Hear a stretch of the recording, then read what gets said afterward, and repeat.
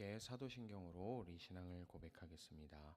전능하사 천지를 만드신 하나님 아버지를 내가 믿사오며 그 외아들 우리 주 예수 그리스도를 믿사오니 이는 성령으로 잉태하사 동정녀 마리아에게 나시고 본디오 빌라도에게 고난을 받으사 십자가에 못 박혀 죽으시고 장사한 지 사흘 만에 죽은 자 가운데서 다시 살아나시며 하늘에 오르사 전능하신 하나님 우편에 앉아 계시다가 저리로서 산자와 죽은 자를 심판하러 오시리라. 성령을 믿사오며 거룩한 공회와 성도가 서로 교통하는 것과 죄를 사하여 주시는 것과 몸이 다시 사는 것과 영원히 사는 것을 믿사옵나이다. 아멘. 함께 부르실 찬송은 254장입니다. 찬송 254장 내 주의 보혈은입니다. 찬송 254장 함께 찬양하겠습니다.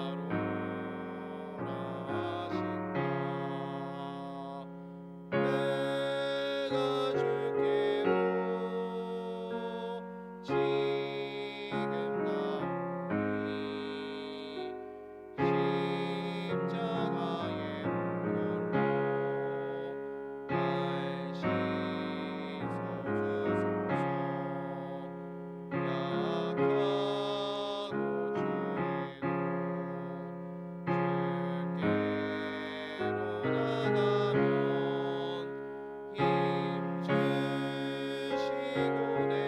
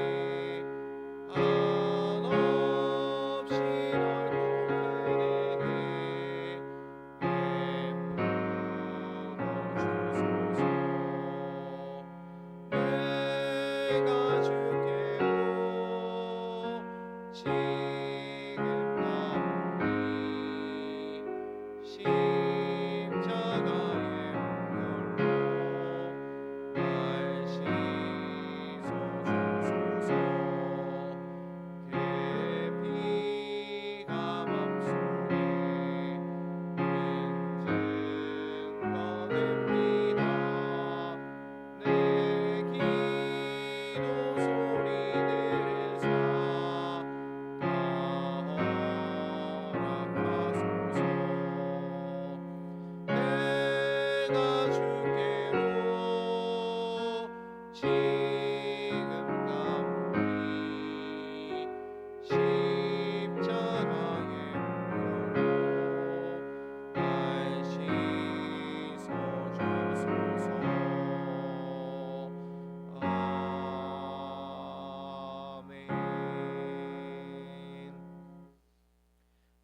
말씀 보도록 하겠습니다. 오늘 우리에게 주시는 하나님의 말씀은 구약 성경 사무엘기 하 12장 13절부터 15절까지의 말씀입니다. 사무엘기 하 12장 13절부터 15절까지의 말씀입니다. 함께 읽겠습니다. 그때 다윗이 나단에게 자백하였다. 내가 주님께 죄를 지었습니다. 나단이 다윗에게 말하였다. 주님께서 임금님의 죄를 용서해 주실 것입니다. 그러므로 임금님은 죽지는 않으실 것입니다. 그러나 임금님은 이번 일로 주님의 원수들에게 우리를 비방할 빌미를 주셨으므로 밧세바와 임금님 사이에서 태어난 아들은 죽을 것입니다. 나단은 자기 집으로 돌아갔다. 아멘. 할렐루야. 성령 하나님께서 이 시간에도 우리와 함께 하심을 믿습니다. 이 새벽에 어둠을 뚫고 주님의 전을 찾아 나오신 모든 교우들을 주님의 이름으로 축복하고 환영합니다. 하나님께서 이 귀한 자리에 나온 우리 한 사람 한 사람의 발걸음을 귀하게 보시는 줄 믿습니다. 먼저 이 삶의 시작에서 이 하나님의 음성에 귀 기울이며 또한 우리 각자의 이 마음 깊은 곳에서부터 들려오는 하나님의 세미한 음성에 귀 기울이는 이 시간이 되기를 소망합니다. 오늘 본문은 이스라엘의 위대한 왕 다윗의 인생에 있어서 이 가장 어두운 밑바닥에서 하나님께 드리는 이 고백을 우리가 볼 수 있습니다. 그 고백은 자신의 죄를 인정하는 그런 말이었죠. 내가 주님께 죄를 지었습니다. 라는 이 짧지만 깊은 회개를 다루고 있습니다. 놀랍게도 하나님께서는 이 진실한 고백에 즉시 용서로 응답하신 것을 또한 오늘 우리가 말씀을 통해서 볼 수 있습니다. 그래서 오늘 이 말씀을 통해서 우리가 살펴볼 수 있는 것은 하나님께서 우리에게 원하시는 것이 흠이 없는 완벽한 삶이 아니라 우리가 넘어졌을 때 다시금 십자가 앞으로 나오는 이 찢어진 심령이라는 것을 우리가 살펴볼 수 있습니다. 그래서 오늘 이 새벽에 이 말씀을 통해서 우리의 실패마저도 은혜의 통로로 바꾸어 가시는 하나님의 크신 사랑을 깊이 만날 수 있게 되기를 주님의 이름으로 축복합니다. 먼저 오늘 우리가 함께 묵상한 말씀은 이 사무엘기 하 12장 13절부터 15절까지의 말씀인데 이 이스라엘의 가장 위대한 왕이었던 다윗이 인생의 이 밑바닥에서 하나님 앞에 엎드린 순간의 이야기를 다루고 있는데 우리가 오늘 좀 주목했으면 하는 것은 이 다윗의 죄보다도 그 죄를 고백했을 때 솔직하게 인정했을 때 하나님께서 어떻게 응답하시고 또 이 문제를 어떻게 해결해 가시는지 하는 이 놀라운 이야기에 초점을 맞출 수 있게 되기를 소망합니다. 먼저 13절의 말씀을 보면 그때 다윗이 나단에게 자백하였다. 내가 주님께 죄를 지었습니다. 라고 고백하는 것을 볼 수 있습니다. 이 고백은 상당히 짧은 고백이었죠. 단 이 6글자입니다. 긴 변명도 상황 설명도 혹은 자기 합리화도 없었던 것을 볼 수 있습니다. 그저 단순하고 솔직한 고백이었습니다. 다윗이 저지른 죄가 얼마나 무거운 것이었는지 우리는 알고 있습니다. 충성스러운 부하 우리아의 아내를 빼앗았고 그리고 그것을 덮기 위하여서 우리아를 결국 죽음으로 내몰게 된 이 간음과 살인의 죄였습니다. 율법으로는 이 두 가지 모두 사형에 해당되는 그런 죄였습니다.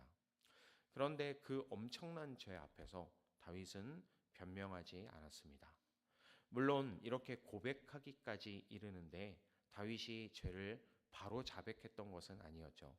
끝까지 숨겼었고 그리고 나단 선지자를 통해서 지적받고 나서야 자백을 했던 것입니다. 하지만 이 다른 많은 경우들을 우리가 생각해 본다면 성경에서는 대표적으로 이 사울 왕의 이 경우를 우리가 생각해 볼 수 있을 텐데 사무엘상 15장에서 사울은 하나님의 명령을 어기고 이 사무엘 선지자를 통해서 죄를 지적받았을 때 끝까지 그 죄를 숨긴 것뿐만이 아니라 변명까지도 했던 것을 우리가 볼 수 있죠. 백성들 때문에 그랬다라면서 오히려 책임을 전가하는 모습을 보였습니다. 하지만 다윗도 끝까지 숨기기는 했습니다만 그 죄를 지적받게 되었을 때 이 다르게 반응했던 것을 오늘 말씀을 통해서 우리가 볼 수 있는 것이죠. 이 짧은 고백 속에 이 세 가지의 의미가 담겨 있습니다. 먼저는 주어가 분명했던 것을 우리가 볼 수 있죠. 내가라고 분명하게 이야기를 한 것을 볼 수 있습니다. 둘째는 또한 대상도 분명했다라는 것을 볼 수 있습니다. 주님께 죄를 지었다라는 것을 이 대상을 분명히 하고 있죠. 시편 51편 이 말씀을 우리가 오늘 본문과 함께 볼 말씀인데 이 시편 51편 4절에서는 더욱더 그것을 분명하게 이야기하는 것을 볼 수 있습니다. 주님께만 오직 주님께만 나는 죄를 지었습니다라고 분명하게 이야기하는 것을 볼 수 있습니다. 그리고 또 세 번째로는 변명이 없습니다. 그냥 고백했던 것이죠. 진정한 회개는 그래서 이것을 볼 때 어떤 일정 기간, 어떤 긴 시간을 두고서 계속해서 참회하는 것이라기보다는 이 깊이 있는 고백이 아닌가라는 이런 생각을 해보게 됩니다. 오늘 이 새벽에 우리도 하나님 앞에서 이러한 진실한 고백을 드릴 수 있게 되기를 소망합니다. 우리의 삶 가운데 어떠한 죄의 문제가 있든지 하나님 앞에 진실되게 솔직하게 고백하고 인정할 수 있는 우리의 삶이 되기를 소망합니다. 그런데 오늘 본문에서 가장 감동적인 부분이 또 여기에 있는 것을 볼 수 있습니다. 다윗이 이렇게 고백하자마자 나단이 무슨 말을 했는지를 우리가 오늘 말씀에서 보자면 주님께서 임금님의 죄를 용서해 주실 것입니다. 그러므로 임금님은 죽지는 않으실 것입니다. 라고 이렇게 하나님의 말씀을 대언한 부분입니다. 어떠한 조건도 없었던 것을 우리가 볼 수 있죠. 앞으로 너가 착하게 살면 용서해 줄게가 아니라 고백하는 그 순간 용서가 임한 것을 볼 수 있습니다. 이것이 또한 하나님의 은혜의 본질이라는 것을 우리가 생각해 볼 수 있습니다. 마치 이것은 누가복음 15장의 이 탕자의 비유의 말씀을 또한 떠올리게 됩니다. 아들이 아직 먼 거리에 있을 때에 아버지가 먼저 달려간 것을 우리가 볼 수 있죠. 그리고 아들의 염치 없는 요청이 끝나기도 전에 상당히 염치 없는 요청이었죠. 저를 종으로라도 받아달라. 사실 어떤 아버지가 세상에 이 아들이 돌아왔는데 종을 삼겠습니까? 그것은 사실 아들이 그렇게 염치 없게 이야기하고는 있지만 아버지가 그렇게 받아줄 리 없다라는 것도 이 아들이 알고 있었을 것입니다. 이 염치 없는 요청이 끝나기도 전에 아버지는 이미 아들을 품에 안은 것을 볼 수 있죠. 그리고 이것을 볼 때 하나님의 용서는 우리의 고백보다도 항상 한 발자국 앞서 있다라는 것을 우리가 생각해 볼 수 있습니다. 또한 시편 51편 1절의 말씀에서 다윗은 이 은혜에 대하여서 이렇게 노래하는 것을 볼 수 있습니다. 하나님 주님의 한결같은 사랑으로 내게 자비를 베풀어 주십시오.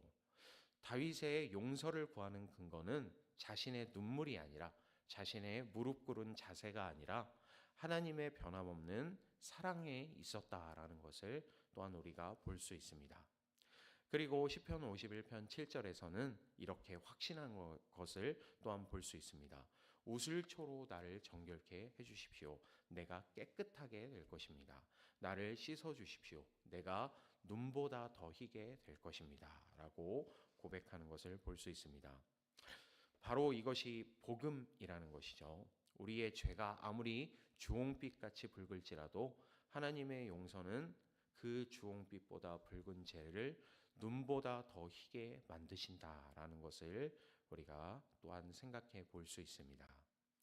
그런데 본문은 또한 여기서 멈추지 않습니다. 이어지는 14절의 말씀을 보면 그러나 임금님은 이번 일로 주님의 원수들에게 우리를 비방할 빌미를 주셨으므로 밧세바와 임금님 사이에서 태어난 아들은 죽을 것입니다. 라고 이야기하고 있는 것을 볼 수 있습니다. 용서는 받았습니다. 그러나 죄의 결과가 아직 남아있다라는 것이죠. 이것을 우리가 어떻게 이해해야 될까요? 이것은 하나님의 냉정함이나 가혹함에 대해서 이야기하는 것이 아닙니다. 이것은 하나님께서 죄를 얼마나 진지하게 다루고 계시는가를 보여주는 예입니다. 죄는 용서를 받지만 죄는 반드시 흔적을 남기게 된다는 것이죠. 그 죄로 인하여서 관계가 깨어지게 되고, 그리고 사람이 다치거나 죽는 일도 생기고, 그리고 하나님의 영광에도 상처를 입히게 된다는 것을 이 오늘 말씀을 통해서 우리가 기억해야 합니다. 하지만 여기에서조차 하나님의 은혜는 여전히 빛나고 있다는 것을 우리가 또한 생각해 볼 수 있습니다.